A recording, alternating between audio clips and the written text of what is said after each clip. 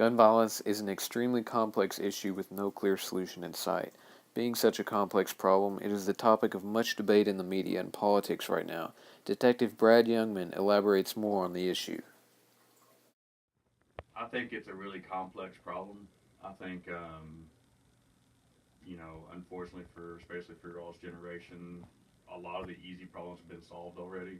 If it was easy, they solved it. So you're going to be left with the complex problems that don't have a real quick solution, and I think you see a lot of that today. Gun violence is definitely one of those. Um, Being a complex problem, it has, in my opinion, several causes. If it was one cause, and you fix that cause, Yeah. then that was a pretty simple fix. Since gun violence is such a complex problem, there are many factors that go into it. Low income, poverty stricken areas, gang prevalence, music, and things we see on the internet all factor into a potential shooter's mind. So when you talk about gun violence, you're talking about you know the way people were raised, learning right from wrong at an early age, learning the consequences of their actions, learning how to treat other people, and then you've also got the mental health aspect. Some people are, um, like we discussed a moment ago, they have complex mental health needs that they may not be seeking treatment for. You've got, I mean, I can't help but I don't know the scientific answer, but I can't help but notice the way music is. Even when I was growing up, when I was your age, music was getting pretty violent. The internet, you see things that you can see anything on the internet. Yeah.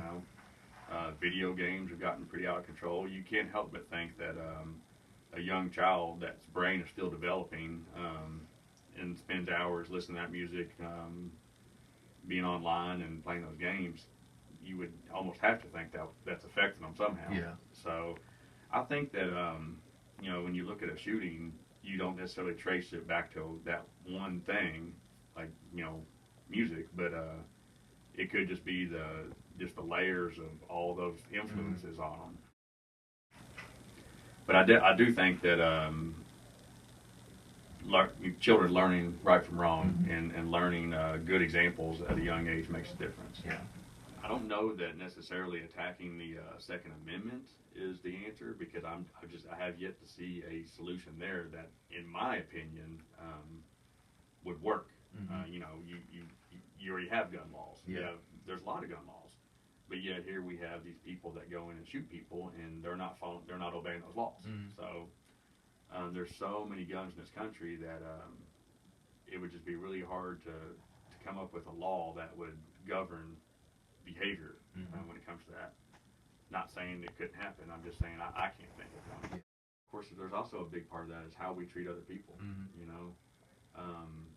It's not you don't a guy goes into school and shoots the place up. You don't want to blame anybody but him. But at the same time, you kind of have to stop and say, what could we have done differently? Not just told on him because he was writing weird things down, but also how did we treat him? And I think that's kind of the thing that's coming out in these last few. We never used to talk about that. It always used to be just this happened and it's sad and it's over. But now it's more of a I think people get fed up with it, and rightly so, and they're starting to say, what could we have done differently at every level? And was he picked on? Was he? I think they do a lot of it for attention. Yeah. It seems like every guy that does it wants his name to go down the history books as worse than the last one. And so it's all about attention. So were they not getting the attention they needed? Were they getting too much attention? So And the more attention they get, the more crimes they'll keep committing. This is gun violence.